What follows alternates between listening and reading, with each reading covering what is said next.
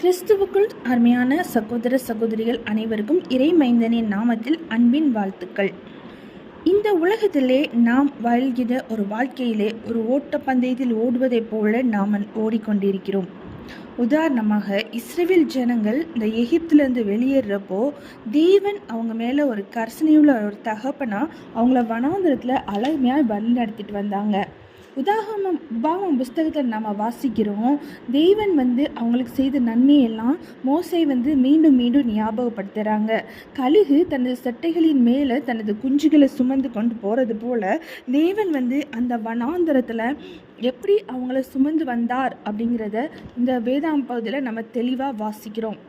அந்த புதிதாக பிறந்த குழந்தைகள் இந்த அதே போல தான் இந்த எகிப்திய வனாந்திர பயணம் அவர்களுக்கு ஒரு பயங்கரமான ஒரு சவாலாக இருந்தது. நிறைய ஜனங்கள் சீரான பாதை இல்லை அப்படிங்கிறதுனால என்ன பண்ண முடியறதில்லை, அவங்களால பயணம் செய்ய முடியறதில்ல. ஆனால் தேவன் அந்த இஸ்ரவேல் ஜனங்களை பகலில் மேக ஸ்தம்பத்தினாலும் இரவில் அக்னி ஸ்தம்பத்தினாலும் அவங்கள நல்ல ஒரு முறையில் வழி நடத்தினாங்க. அது மாத்திரமல்ல, அவங்களுக்கு நல்ல ஒரு திருப்தியான உணவு, தேவதூதர்கள் உணர்ந்த அந்த உணவான மன்னாவை அவங்களுக்கு கொடுத்து போஷித்தாங்க. அவங்க எல்லாரும் தங்களுடைய தேவைக்காக தங்களை தந்தையை நோக்கிற ஒரு சின்ன குழந்தை எப்படி தன்னோட தகப்பன்கிட்ட அது வேணும் இது வேணும்னு சொல்லி எதிர்பார்க்குறதோ அதே போல தான் இவங்களும் தங்களுடைய தேவைக்காக தேவனை தேடிக்கொண்டிருந்தாங்க. ஏறக்குறைய அவங்களுடைய பயணம் ஒரு 40 ஆண்டுகள் நீடித்தது. எப்படி ஒரு குழந்தை 40 வயசில் வளர்ந்துருக்கணுமோ அதே போல தான் தானாகவே செயல்படுவான். 40 வயசில் ஒரு குழந்தை வளர்ந்ததுக்கு பிறகு ஒரு முழு முயற்சியோட எல்லாவற்றையுமே தானாகவே அறிந்து செயல்படக்கூடிய ஒரு திறமைக்குள்ளே வளர்ந்துடுறாங்க. ஆனால் இந்த 40 ஆண்டுகள் வனாந்திர பயணத்துக்கு பிறகு இந்த யோர்தான் நதி அண்டையில் வந்தபோது இந்த இஸ்ரவேல் ஜனங்கள் யோர்தான் நதியை கடக்கணும். அந்த சமயத்தில் தான் தேவன் மோசையை எடுத்துக்கொள்கிறாங்க. அப்போ மோசைக்கு அடுத்ததான் இவங்க யோசுவாவோட தலைமையின் கீழே அந்த ஓட்டப்பந்தயத்தில் வீரத்தோட அந்த பந்தயத்தை தொடர்றாங்க. தங்களுக்கு வாக்களிக்கப்பட்ட கானான் நாட்டை நோக்கி அவங்க பயணத்தை தொடர்றாங்க. இந்த மோசை மரித்த போது அங்கே அந்த இஸ்ரவேல் ஜனங்கள் எல்லாம் ரொம்ப கவலைப்பட்டாங்க, துக்கம் அடைஞ்சாங்க. ஆனால் கர்த்தர் மோசையோடு இருந்தது போல் யோசுவாவோடையும் கூட இருப்பேன் அப்படின்னு சொல்லி வாக்கு கொடுத்தாங்க. அது மாத்திரமல்ல, வாக்களித்த அந்த கானான் தேசத்தை அடையிறதுக்கு அங்குள்ள 7 முரட்டு ஜாதிகளோட எதிர்த்து போரிடுவதற்கும் கர்த்தர் அந்த யோசுவாவுக்கு பலன் கொடுத்தாங்க. யுத்தத்தை தானே நடத்துகிறதா தேவன் வாக்கு பண்ணினாங்க. ஆனாலும் அந்த முழு வளர்ச்சி பெற்று 40 ஆண்டுகள் கர்த்தருடைய சமூகத்தில் வளர்ச்சி பெற்ற அந்த மக்கள் இப்போ தேவனுடைய சர்வாயுதத்தை அணிந்து கொண்டு வாளை கையில் பிடித்து தேசத்தை கைப்பற்றணும். யுத்தத்தில் அவங்க சண்டையிட்டாலும் கர்த்தர் அவங்களோட கூட இருப்பார். உண்மையில் இவங்க தான் போர் புரிகிறாங்க, ஆனால் அதில் ஜெயித்த கொடுக்கறது யார்? கர்த்தர். அதே போல் தான் இந்த சபையில் நாம் இந்த உலகத்தில் நாம் ஏறக்குறைய 2000 ஆண்டுகளுக்கு மேலே நம்ம கடந்து வந்துட்டோம்.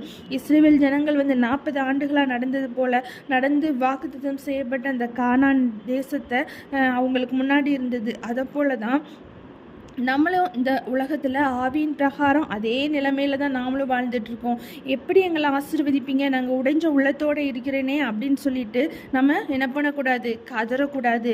எப்போவும் நம்ம என்ன பண்ணணும், பிதாவோட சித்தம் என்ன, ஆண்டவரே உங்கள் சித்தம் என்ன, அதை நான் செய்வதற்கு எனக்கு கிருபை தாங்க, உங்கள் சித்தத்தை நான் நிறைவேற்றுவதற்கு எனக்கு கிருபை தாங்கன்னு சொல்லி நாம் என்ன பண்ணணும், மண்டாடணும்.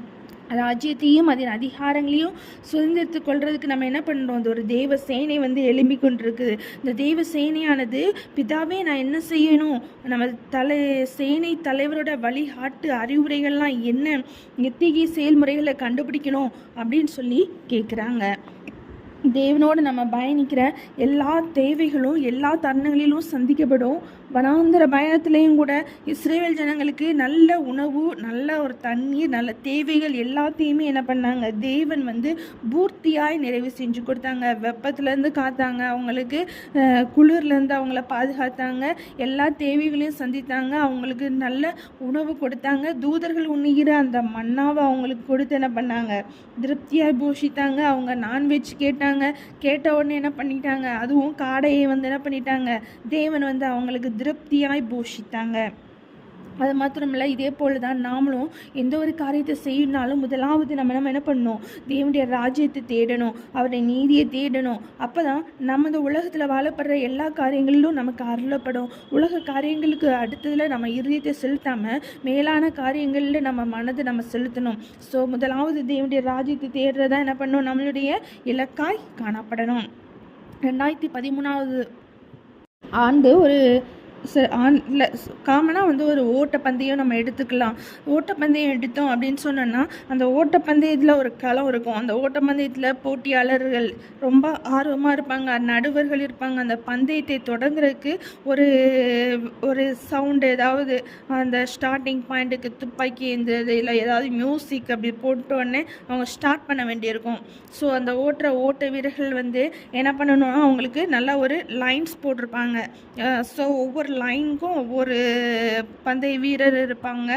அந்த ஓடு பாதையில் இந்த பண்ணணும், அவங்க கவனமாக ஓடணும். ஸோ ஓட்டப்பந்தயம் எடுத்துட்டோன்னா அதில் ஓடுகிற அந்த ஓட்டப்பந்தயத்தோட வீரர், நடுவர், அந்த ஓடு பாதை, இந்த 3 தான் என்ன பண்ணுவோம், ரொம்ப முக்கியமான ஒரு காரியம். இந்த நடுவர் அப்படிங்கிறது நம்மளோட வாழ்க்கையோடு நம்ம ஒப்பிட்டு பார்த்தோம் அப்படின்னு சொன்னோன்னா நம்முடைய தேவன் தான் நமக்கு யார் நடுவராக இருக்கிறாங்க. அவங்க தான் ஒவ்வொரு தனி நபர்களுடைய ஓட்டம், அதாவது அப்போஸ்தலர்கள், தீர்க்கதரிசிகள், மேய்ப்பர்கள், போதகர்கள், இன்னும் தீர்க்கதரிசினிகள், போர் வீரர்கள், இளம் குழந்தைகள், அப்புறம் வயதானவங்க, இப்படி எல்லாருமே இந்த பந்தயத்தில் ஓடணும். இந்த உலகத்தில் இருக்கிற இந்த பந்தயத்தில் நம்மெல்லாம் என்ன பண்ணிகிட்ருக்கோம், ஓடிட்டுருக்கோம். இந்த எல்லாவற்றையுமே தேவன் வந்து தன்னுடைய மனதில் தீர்மானிச்சிருக்கிறாங்க. அவங்க தான் இயேசு கிறிஸ்துவுக்கு என்ன பண்ணியிருக்காங்க, நடுவராக நியமிச்சிருக்கிறாங்க. இதில் வந்து நம்ம தளபதியாக செல்வதற்கு நம்மளை என்ன பண்ணாங்க, தேவன் வந்து நம்மளை ஆயத்தப்படுத்திக்கிட்டே இருக்கிறாங்க. ஆமோஸ் 1:2 தெளிவாக காட்டுது, கர்த்தர் சியோனிலிருந்து கர்ஜித்து எருசலேமிலிருந்து என்ன பண்ணுவாங்க, சத்தமிடுவாங்க. சியோனில் கர்ஜிப்பார் அப்படிங்கிறதுக்கும் எருசலேமில் சத்தமிடுறார் அப்படிங்கிறதுக்கும் என்ன ஒரு டிஃப்ரென்ஸ் இருக்குது? யாராவது சொல்லணும்னா நம்ம வந்து சியோன் அப்படிங்கிறது நமக்கு ஒரு தாவீதின் நகரம். அதாவது ராஜாவாகிய தாவீது தனக்கு தலைநகரமாக கொண்ட ஒரு இடம் தான் இந்த சியோன். அடுத்தது எருசலேம், அதாவது தேவாலயம் அமைஞ்சிருந்த ஒரு இடம். சியோன் மலையிலிருந்து தாவீது அரசன் வந்து எருசலேம் மலைமுகட்டில் தேவாலய அமைடவத்தை என்ன பண்ணுவாங்க, பார்ப்பாங்க. தேவன் தங்குகிற அந்த இடமான சியோன்லேருந்து சர்வ வல்லமையுள்ள தேவன் வந்து தெய்வீக ஒரு ராஜ கட்டளைகளெல்லாம் கர்ஜித்து அனுப்புவாங்க. எருசலேமில் இந்த தேவன் வந்து சத்தமிடுவாங்க. ஆண்டவராக இயேசு வந்து எருசலேம் தேவாலய மலைக்கு வர்றப்போதெல்லாம் தமது போதனைகள் என்ன பண்ணுவாங்க, வழங்குவாங்க. தமது சத்தத்தை கேட்க பண்ணுவாங்க. சிங்கத்தின் கர்ஜிப்பு பல பலமான குணாதிசயங்கள் உண்டு. முதல்ல வந்து ஒரு சிங்கத்தோட கர்ஜிப்போட முழுக்கும் ஒரு 8 கிலோமீட்டர் கேட்குதுன்னு வச்சுக்கோங்களேன். அந்த கர்ஜனை வந்து அந்த முழக்கம் வந்து கேட்குற எல்லா மிருகத்தையும் என்ன பண்ணிடும், அப்படி உறைஞ்சி போகிவிடும். ஏன் அப்படின்லாம் உறைஞ்சி நடுங்குது, அதோட இறைக்காக தான் அது சிங்கம் என்ன பண்ணுது, கர்ஜிக்குது. ஸோ இதனால் மற்ற மிருகங்களுக்கெல்லாம் தெரியும், இதெல்லாம் சிங்கத்தோட கர்ஜனையினால் நம்மளை என்ன பண்ணிடும், அடித்து சாப்பிட்டுடும். அப்படிங்கிறதுனால மற்ற மிருகங்கள் என்ன பண்ணுது, அதோடைய அந்த கர்ஜனையை கண்ட உடனே பயப்படுது. ஆமோஸ் 3:4 நம்ம வந்து தெளிவாக வாசிக்கலாம். இந்த சிங்கத்தோட கர்ஜனை வந்து அருகாமையிலையும் தொலைவிலையும் நம்மளோட நட்பு கொண்ட எல்லா மிருகத்தையும் என்ன பண்ணும், அது பயமிடப்படுது.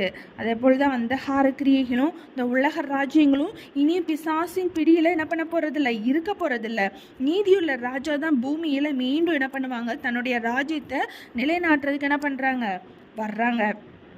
ரெண்டாவதாக நமது தலைமையை நிலைநாட்டுறதுக்கு சிங்கம் வந்து கர்ஜிக்கிறது. அதாவது தலைமை சிங்கம், ஓசியா 11:10 தலைமை சிங்கம் மற்ற சிங்கங்களெல்லாம் கட்டளையிடுது, வாங்க வாங்க வாங்க நம்ம போகலாம் அப்படின்னு சொல்லிட்டு தன்னுடைய கர்ஜனையின் மூலமாக என்ன பண்ணுது, கட்டளையிடுது. அது போல தான் கர்த்தர் வந்து தமது சேனைகளுக்கு கட்டளையிடுறாங்க. சேனை வீரர்களே, தீர்க்கதரிசிகளே, இரத்த சாட்சிகளே, எல்லாரும் என்ன பண்ணுங்க, எழுந்திருங்க, கிளர்ந்தெழுங்க அப்படின்னு சொல்லிட்டு கர்த்தர் கட்டளையிடுறாங்க. அவர் வந்து கர்ஜித்து அழைத்து செல்றதுக்கு என்ன பண்ணுறாங்க, தயாராக இருக்கிறாங்க. இந்த கர்த்தராக இயேசு தான் என்ன பண்ணுறாங்க, யூதர் ராஜசிங்கம். அவர் தான் தாவீதின் குமாரன் சொல்லியும் அழைக்கப்படுறாங்க. இந்த தேவனே சியோன் மலையிலிருந்து ஆட்சி செய்ய போகிறாங்க.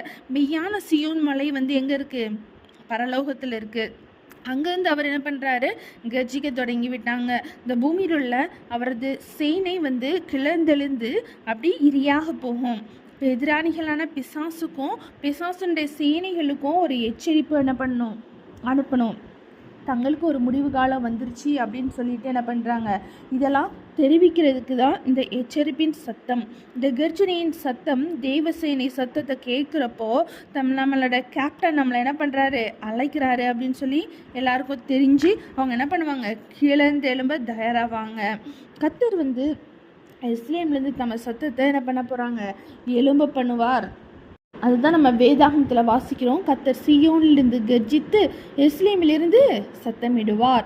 இந்த நம்ம நடுவராகிய கர்த்தர் கர்ஜிக்க தயாராக இருக்கிறாங்க.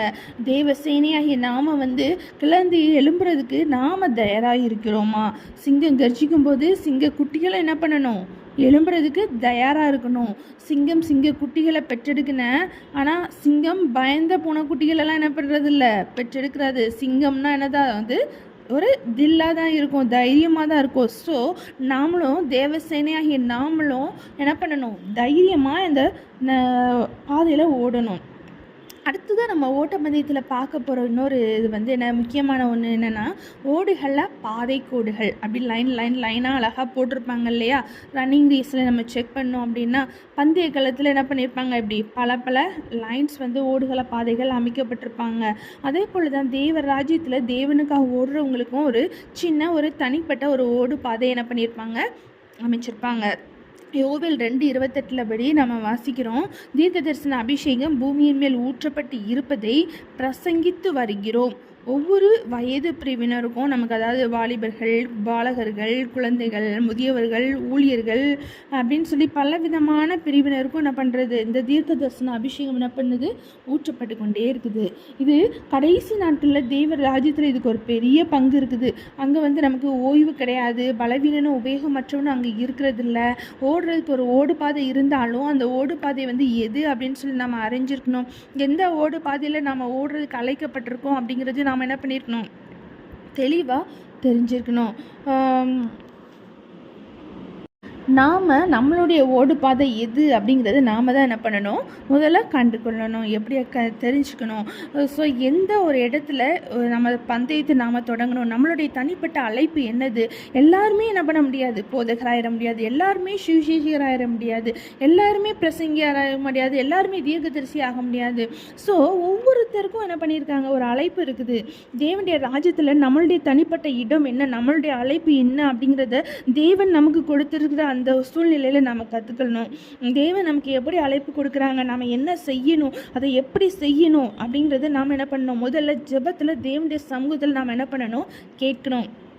அதை நம்ம தெளிவாக தெரிஞ்சுக்கின்றதுக்கு பிறகு அதுக்கு நம்மளை என்ன பண்ணிக்கணும், ஆயத்தப்படுத்தி தயார் செஞ்சு கொள்ளணும்.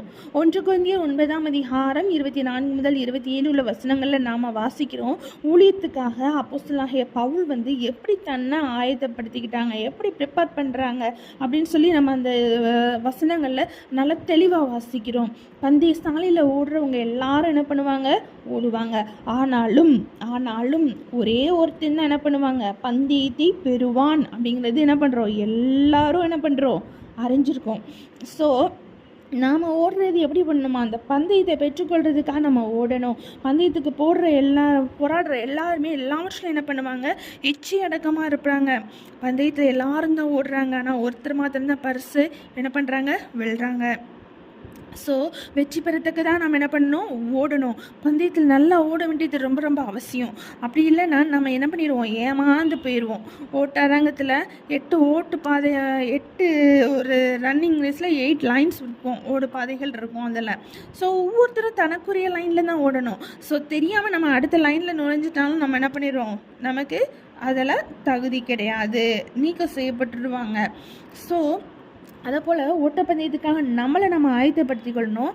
நாம் எப்படி தன்னுடைய சரீரத்தை பயிற்சி செய்து தயார்படுத்தி கொள்ளணும். கடினமான பயிற்சி மூலம் தன்னை உடலை என்ன பண்ணியிருப்பாங்க, நல்லா ஸ்லிம்மாக ஃபிட்டாக வச்சுருப்பாங்க. ஸோ எல்லாம் விரும்பியும் அவங்க விரும்புகிற எல்லா உணவையும் என்ன பண்ண முடியாது, சாப்பிட மாட்டாங்க. கொஞ்சம் டயட்டு கண்ட்ரோல் நல்லாவே இருந்தால் தான் என்ன பண்ண முடியும், அந்த ரன்னிங் ரேஸில் அவங்க என்ன பண்ண முடியும், வின் பண்ண முடியும். இதே போல் தான் எல்லா விதத்திலும் அப்போஸ்தலனாகிய பவுலும் தன்னோட உடல் என்ன பண்ணியிருக்காங்க, கட்டுக்கோப்புகளாக வச்சுருக்காங்க. அதே போல் தான் நாமளும் நம்மளுடைய பழைய சுபாவங்களெல்லாம் என்ன பண்ணணும், சிலுவையில் அரைஞ்சிடணும். இனிமேல் இந்த ஒரு மாம்ச சுபாவங்களும் உடையவங்களாக காணப்படக்கூடாது. நமக்குள்ள இருக்கிற அந்த சர்வவல்ல தேவனுடைய சித்தத்திற்கு நம்ம ஒப்பு கொடுக்கணும். அவர் வணைகிறதுக்கு நம்மளை அனுமதிக்கணும். பவுல் தன்னோட உடலை அதை தன்னோட விருப்பப்படி செயல்படுறதுக்கு அனுமதிக்கலை. நான் அதை மேற்கொண்டேன், என் சர்றத்தை நான் ஒடுக்கி கட்டுப்படுத்தி தேவனுக்கு பிரியப்படுத்தத்தக்கதாக இதை கீழ்ப்படுத்தினேன். அப்படி நான் கீழ்ப்படுத்தாவிட்டால் நான் ஆகாதவனாய் போய்விடுவேன். நீங்கள் தவறான ஒரு ஓடு பாதையில் நம்ம ஓடி சக்ஸஸாக ஃபஸ்ட்டு முடித்தாலும் நம்மளை என்ன பண்ணிவிடுவாங்க, நீக்கம் செஞ்சுடுவாங்க. அதே போல் தான் நம்ம நம்மளுடைய அழைப்பு என்ன அப்படிங்கிறத நம்ம தெரிஞ்சுக்காமல் வேற ஒரு ஓடு பாதையில் நம்ம ஓடி அதை சக்ஸஸாக ஃபினிஷ் பண்ணாலும் அது சக்ஸஸாக இருக்காது. ஸோ அந்த பிரயோஜனமில்லாத அந்த வெற்றியை நாம் அடைந்துக்கூடாது. நமக்கு நியமித்த பாதையில் நாம் என்ன பண்ணணும், ஓடணும். நம்மளை போதகராக அழைச்சிருக்கலாம், சுவிசேஷகராக அழைச்சிருக்கலாம், ஒருவேளை இரத்த சாட்சியாக அழைச்சிருக்கலாம், மிஷினரியாக அழைப்பிருக்கலாம். நமக்கு இந்த அழைப்பு இருக்கோ அதுக்கு தக்க நம்மளை நம்ம தயார்படுத்திக்கணும். தேவனுடைய சிந்தனையை நம்ம அறிஞ்சு கொள்றதுக்கு நாம் முதல்ல உபவாசித்து ஜெபம் பண்ணி நம்மளை ஆயத்தப்படுத்திக்கணும். போதுமான ஒரு அளவு ஆயத்தமான பிறகு நம்ம பந்தயத்தில் ஓடுறதுக்கு தயாராகிவிடுவோம். 1 ராஜாக்கள் 18:46 நம்ம வாசிக்கிறோம். ஒரு சம்பவத்தை நம்ம வாசிக்கிறோம். தீர்க்கதரிசி எலியா ஆகாபின் ரதத்தை விட ரொம்ப வேகமாக என்ன பண்ணுறாங்க, முந்திக்கிட்டு ஓடுறாங்க. இந்த சம்பவம் ஓட்டப்பந்தயத்தில் ஓடுற உங்களுக்கு கொஞ்சம் வழிகாட்டும். எப்படி அப்படின்னு சொன்னோன்னா, தீர்க்கதரிசி எலியாவை குறித்து நம்ம இன்னும் கொஞ்சம் நம்மளை டீப்பாக நம்ம பார்த்தோம் அப்படின்னு சொன்னோன்னா, ஃபஸ்ட்டு இந்த தீர்க்கதரிசி எலியா எப்படி ஒரு நல்ல ஒரு ப்ரேயர் வாரியர். அவங்க தரையில் பணிஞ்சு அவங்க தன்னோட முகம் முழங்காலில் படுற அளவுக்கு குனிஞ்சி தேவனை நோக்கி என்ன பண்ணுவாங்க, ப்ரேயர் பண்ணுறாங்க. 3 ஆண்டுகள் எந்த ஒரு மழையும் கிடையாது. அவங்க ஒரு 7 முறை என்ன பண்ணுறாங்க, ரொம்ப ஊக்கமாக ஜெபிச்சாங்க, சோர்ந்து போகலை. நான் ஃபஸ்ட்டு ஜெபம் பண்ண உடனே எனக்கு மழை வரலையே அப்படின்னு சொல்லிட்டு என்ன பண்ணல, அவங்க சோர்ந்து போகலை. அதுக்கு அப்புறம் தான் என்ன பண்ணிச்சு, நல்ல ஒரு பெரிய மழை வந்தது. அது நல்லா பெருமழையாகி என்ன பண்ணிச்சு, கொட்டியது. அந்த தீர்க்கதரிசி எலியா முதலாவது தேவனுடைய சிந்தையும் இருதயத்தையும் தேடாமல் என்ன பண்ண மாட்டாங்க, எந்த ஒரு காரியத்தையும் செய்ய மாட்டாங்க. வேதத்தில் அவங்களோட ஜெபம், நான் இந்த காரியங்களை எல்லாம் உங்களுடைய வார்த்தையின்படி செய்தேன் அப்படின்னு சொல்லி அவங்க என்ன பண்ணுறாங்க, அதில் ஒவ்வொரு காரியத்தையும் செய்து முடிக்கிறப்பவையும் அதை குறிப்பிடுறாங்க. 1 ராஜாக்கள் 18:36 நம்ம இதை வாசிக்கிறோம். அவங்க பலிபீடத்தை அமைச்சு காளையை வெட்டி துண்டாக்கி விறகுகளை அடுக்கி அப்புறம் இந்த பலிபீடத்து மேலே ஒரு 12 குடம் தண்ணியை ஊற்றி இது எல்லாத்தையுமே என்ன பண்ணாங்க, தேவனுடைய வார்த்தையின்படி என்ன பண்ணுறாங்க, செய்கிறாங்க. தனது ஊழியத்தில் ஒவ்வொரு அடியையும் அவங்க தனது சுய விருப்பத்தின்படி என்ன பண்ணல, செய்யலை. இந்த கடைசி நாட்களில் யூதர் ராஜசிங்கம் கர்ஜிக்க ஆரம்பித்து விட்டாங்க. அதாவது தமது கடைசி கால திருச்சபையே நம்ம என்ன பண்ணணும், தலைமையேற்றி அந்த தேவன் வழிநடத்துறதுக்கு ஆரம்பிச்சிட்டாங்க. கிறிஸ்துவின் சரீரமாகிய நாம் அவருக்கு பின்னாடி சென்றுட்டே இருக்கணும். சிங்கம் வழிநடத்த ஆரம்பிக்கிறப்போ நம்ம அதை பின் செல்றதுக்கு நாம் என்ன பண்ணிக்கணும், இப்போவே கற்றுக்கொள்ளணும். அவருக்கு முன்பாக நாம் ஓடிட்டு இருக்கக்கூடாது. நம்ம என்ன செய்யணும்னு சொல்லி தேவன் விரும்புகிறாருங்கிறத நம்ம தெரிஞ்சுக்கணும். பாதையில் ஒவ்வொரு அடியிலும் தேவனுடைய சித்தத்தை தேடி அவருடைய சிந்தையை நம்ம அறிஞ்சு கொண்டே செயல்படணும். அப்படி செயல்பட்டோம்னா நம்ம ஒரு நாளும் தோல்வி அடைய மாட்டோம். மற்றவங்களுடைய பாதையில் நம்ம தவறான ஓட்டத்தை நம்ம ஓட மாட்டோம். அடுத்தது நம்ம பார்க்க போகிறது, தீர்க்கதரிசியாகிய எலியா ஓடுவதற்கான நேரம் வர்றப்போ அவங்க தன்னோட அறையை கட்டி கொண்டு அவங்க என்ன பண்ணுறாங்க, ஓட்டத்துக்கு இடைஞ்சலாக இருக்கக்கூடாதுன்னு சொல்லிட்டு மேலாடையை மடித்து கட்டிக்கிறாங்க. அவரை தடுக்கிறதுக்கு இப்போ எதுவுமே இல்லை. தூய ஆவியானவருடைய கரத்துக்குள்ளே தன்னை முழுமையாக ஒப்படைச்சிட்டாங்க. கர்த்தருடைய கரம் உன்னதத்திலிருந்து வருகிற அந்த அபிஷேகம் அந்த எலியா மீது இறங்குது. இயற்கைக்கு அப்பாற்பட்ட அந்த பலத்தோடு அவங்க என்ன பண்ண ஆரம்பிக்கிறாங்க, ஓடுறதுக்கு ஆரம்பிக்கிறாங்க. அந்த கச்சை அப்படிங்கிறது என்னென்னா ஒரு அபிஷேகத்தை குறிக்குது. 2 ராஜாக்கள் 2ஆம் அதிகாரம் 13-14 நம்ம வாசிக்கிறோம். எலியா அக்னி ரதத்தில் எடுத்துக்கொள்ளப்படுறப்போ அப்படி அவங்களுடைய சால்வை என்ன பண்ணுது, கீழே விழுந்தது அப்படின்னு சொல்லப்பட்டிருக்கு. அந்த எலிசா அந்த சால்வையை எடுத்துக்கொண்ட உடனே தீர்க்கதரிசி எலியாவின் மேல் இருந்த அந்த அபிஷேகத்தை என்ன பண்ணுறாங்க, அப்படியே டபுள் மடங்கு அவங்க அதை பெற்றுக்கொண்டாங்க. ஆனால் அந்த தீர்க்கதரிசி மோசேக்கு அபிஷேகத்தின் அடையாளமாக கோல் ஒன்று கொடுக்கப்பட்டுச்சு. ஆனால் எலியாவுக்கு அந்த சால்வையே அபிஷேகத்தின் அடையாளமாக இருந்தது. இதோட பொருள் என்ன அப்படின்னு சொல்லி பார்த்தோம்னா, ரொம்ப எளிமையாக நம்ம கூறணும்னா இதுதான். மோசே இல்லைனா எலியா இல்லைனா வேறு யாராக இருந்தாலும் கர்த்தர் தமது ஊழியத்துக்கு என்ன பண்ணுறாங்க, அபிஷேகம் பண்ணுறாங்க. அந்த அபிஷேகமானது கர்த்தராகிய இயேசு கிறிஸ்துவுடைய ஆளுகைக்கும் ராஜரிகத்துக்கும் என்ன பண்ணணும், உட்பட்டதாக காணப்படணும். இந்த கடைசி நாட்களில் நமது பந்தய ஓட்டம் அபிஷேகம் ஊழியத்தின் அளவு இதெல்லாத்தையுமே சார்ந்திருக்கக்கூடாது. எல்லா காரியங்களும் பரலோகத்திலிருந்து அருளப்பட்ட அபிஷேகம் ஆனாலும் கர்த்தராகிய இயேசு கிறிஸ்துவுடைய ஆளுகையின் கீழே தான் என்ன பண்ணணும், காணப்படணும். இயேசு கிறிஸ்துவை நோக்கி நமக்கு நியமிக்கப்பட்டிருக்க ஓட்டத்தை நம்ம என்ன பண்ணணும், ஓடணும். நம்ம சுற்றி இருக்கிற எல்லாத்தையும் நம்ம தள்ளிட்டு, பாரமான எல்லாவற்றையும் உதறி தள்ளி விட்டு நம்ம என்ன பண்ணணும், ஓடணும். எலியா ஓடும்போது தன்னோட மேலங்கிய ஒருவேளை கலட்டி இருக்கலைன்னா அவங்களோட ஓட்டத்தை தாமதப்படுத்தி அது என்ன பண்ணியிருக்கோம், தடுத்திருக்கோம். தேவனுக்கு முன்பாக 100% நம்மளை சமர்ப்பிப்பதற்கு நம்மளை எது தடுத்துக்கிட்டு இருக்குதுன்னு சொல்லி நாம் ஆராய்ந்து பார்க்கணும். கெத்செமனேயில் அன்னைக்கு இயேசு கிறிஸ்து ஜெபித்து கொண்டிருக்கிற போது தன்னுடைய பரிசுத்த மாம்சம் முழுவதையும் தேவனுடைய சித்தத்துக்கு என்ன பண்ணிட்டாங்க, முழுவதும் ஒப்பு கொடுத்துட்டாங்க. நமக்கு நியமிக்கப்பட்ட அந்த ஓட்டத்தை ஓட முடியாமல் தடை செய்கின்ற இந்த பாரமானவையெல்லாம் என்ன, நம்முடைய காலை சூழ்ந்து கொண்டு சுலபமாக மேலும் கீழே இடர செய்கின்ற இந்த காரியங்கள்லாம் என்ன, ஏன் அடிக்கடி உன் ஓட்டத்துலேருந்து நம்ம வழி மாறி சொல்கிறோம் அப்படிங்கிறத நம்ம என்ன பண்ணணும், கண்டுபிடிக்கணும். இதற்கான விடையை நம்ம எபிரேயர் 12ஆம் அதிகாரம் 2ஆம் வசனத்தில் நம்ம காணலாம். நம்ம இயேசு கிறிஸ்துவை நோக்கி பார்க்குறோமா, இதை நம்ம செய்கிறோமா, இல்லைன்னா நமக்கு பெயர் உண்டாகும்படி நம்ம ஒரு ராஜ்யத்தை கட்ட பார்க்கிறோமா, நமக்கு பெருமை உண்டாக பெயர் புகழ நாம் தேடிக்கிட்டு இருக்கோமா? வேதாகமம் கூறுகிறது, கர்த்தராகிய இயேசு தேவனுக்கு சமமானதை கொள்ளையாடின பொருளாய் எண்ணாமல், தேவனுக்கு சமமானது என்ன பண்ணல, கொள்ளையான பொருளாக எண்ணாமல் தம்மைத்தாமே பெருமையாக்கினார். நம்மளுடைய பெருமையை நம்ம கீழே போட முடியுமா? நீங்கள் ஒரு வேலைக்காரனாக நாம் இருக்க விரும்புகிறோமா? நமக்கு சரியான ஒரு அங்கீகாரம் கொடுக்கப்படாவிட்டால் நம்முடைய சுயம் பாதிக்கப்படுதா? நமக்கு சரியான மரியாதை கிடைக்காத வேலையில் நம்முடைய மனம் தாக்கப்பட்டு பாதிக்கப்படுதா? இது கடைசி நாட்கள். தேவனுடைய ராஜ்யம் வேகமாகவும் ஆக்ரோஷமாகவும் வளருகிறது. நம்மளுடைய சுய கௌரவம் என்ன பண்ணவே கூடாது, மேலோங்க கூடாது. அது கர்த்தருடைய இயேசு கிறிஸ்துவினுடைய ஆளுகைக்குள்ளே நம்ம என்ன பண்ணணும், கொண்டு வரணும். அப்போ தான் தேவனுடைய கரம் நம்ம மீது அமர்ந்து நம்ம எலியாவை போல் நம்ம ஓட்டத்தை என்ன பண்ணலாம், ஓடலாம். இந்த கடைசி நாட்களில் எலியாவின் அபிஷேகம் அளவில்லாமல் ஊற்றப்பட போகுது. நம்ம பிள்ளைகள் தீர்க்க தரிசனம் உரைப்பாங்க, தரிசனம் காண்பாங்க, வாலிபர் தரிசனம் காண்பாங்க, தீர்க்க தரிசனம் உரைப்பாங்க, தேவனுக்குன்னு பெரிய காரியங்கள்லாம் செய்வாங்க. முதியோர்களுக்கும் கூட தேவன் அநேக சொப்பனங்களையும் தீர்க்க தரிசனங்களையும் கொடுப்பாங்க.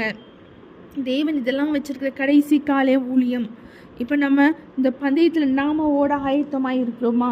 நம்ம ஆயத்தம் அப்படின்னு சொன்னோன்னா நம்மளை சுற்றி நிற்கிற பாரமான எல்லாத்தையும், நம்ம சுற்றி நெருங்கி வருகின்ற இந்த பாவங்களையும் தள்ளிவிட்டு நம்ம ஓடணும். நம்மளை கீழே இழுத்து தள்ளுறது என்ன அப்படின்னு சொல்லி நம்ம இனம் கண்டு கொண்டு நமக்கு நியமிக்கிற ஓட்டத்தில் நம்ம பொறுமையோடு ஓடணும்.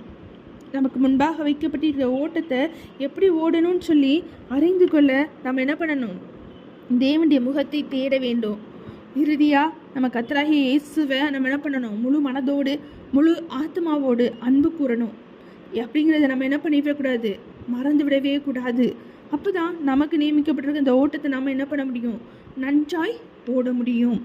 நம்ம இதெல்லாத்தையும் தள்ளிவிட்டு, உலக காரியங்களை தள்ளிவிட்டு தேவனுடைய சமூகத்தில் நாம் என்ன நோக்கத்துக்காக தேவன் படைச்சிருக்காங்க, நாம் என்ன செய்யணும் அப்படிங்கிறது தேவனுடைய சித்தம் அப்படிங்கிறத நாம் அவரிடத்துல கேட்டு பெற்றுக்கொண்டு அவருடைய சித்தத்தின்படி வாழ்வதற்கு நம்மை நாமே அர்ப்பணிப்போமா?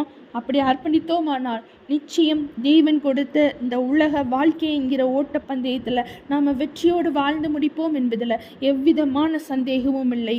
ஆமேன்.